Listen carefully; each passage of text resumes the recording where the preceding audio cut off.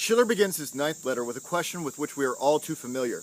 If political improvement is predicated on an ennobled barbarous character, how can such improvement come to be?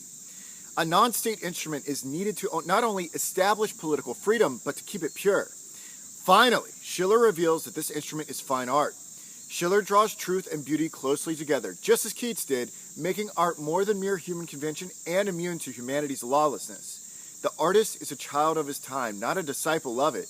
His subject matter may be of his time, but his form comes from what Schiller calls unchangeable unity of being.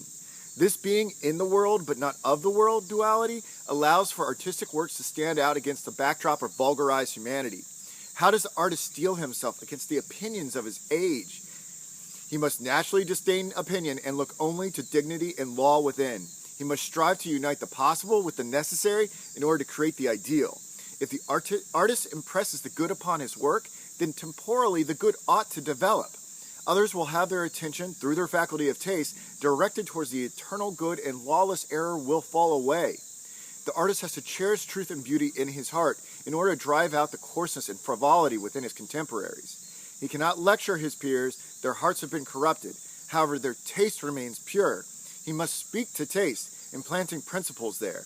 They will tolerate eternal principles via this pathway, whereas they would not tolerate such principles if openly expounded. If one can elevate them via art to the good, frivolity and corresponding base actions can be smothered.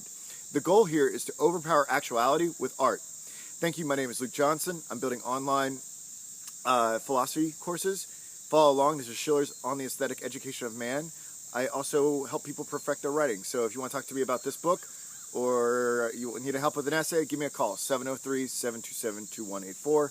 Email is philosophyluke@gmail.com. Thanks. Bye.